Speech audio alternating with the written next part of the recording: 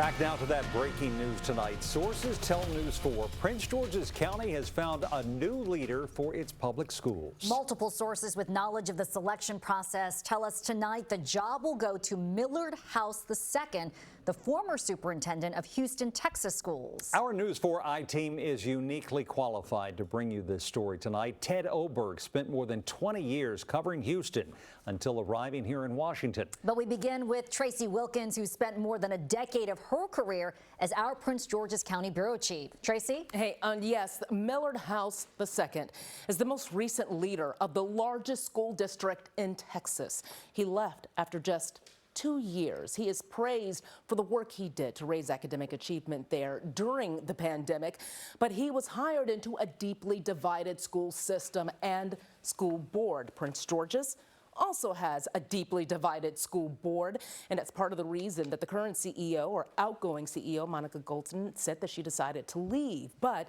soon that school board will move from a hybrid of elected and appointed board members to all elected in 2024.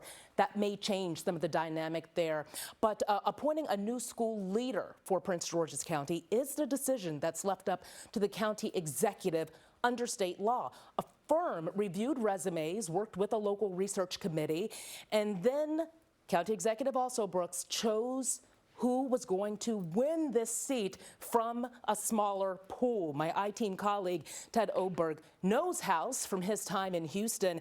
Ted, as I was saying, we have had some issues here in Prince George's County on the school board. This is something that we know for sure House knows about. Look, he knows about controversy. He knows about running a big school district as well. Houston schools have 216 campuses, nearly 200,000 students, a budget of $2.2 billion.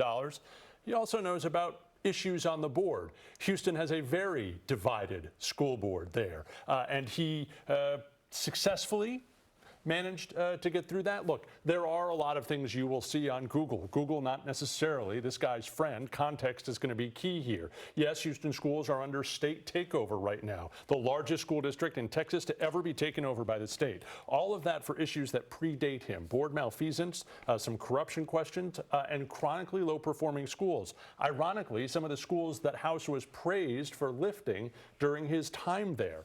The corruption stuff that we just talked about also predates him. The FBI raided the school headquarters there in Houston. He still came and took the job.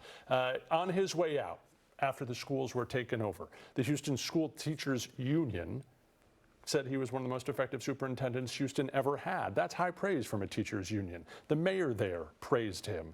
And yet, here he comes, arriving with these headlines. He's only been out of work 6 days and shows up in a district that might seem pretty familiar to him. Yeah, so I've been having conversations with sources on both sides of all of this, folks who were involved in conversations to hire House and who are telling me that they think that he is going to be a win for Prince George's County, that he'll be able to relate to the students there and help to guide this school system.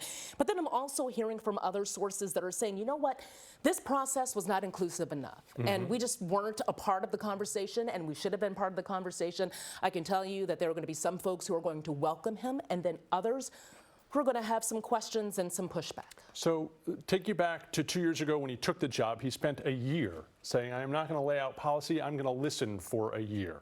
And then after that, told me in an interview his first job was to rebuild trust from the people that work for the district, but most importantly for the families who send their kids to those schools. And I was with him at a moment where he told students, looked them right in the eye and said, my #1 job is to make sure you have everything you need to be successful. That's what he told students after listening to the problems and challenges that school district faced. Well, he's going to have to do a lot of that in Prince George's County for sure. Thanks, Anna and Jim, back to you. He's been down this road before. All right, Tracee, Ted, thank you for those unique perspectives. We appreciate it.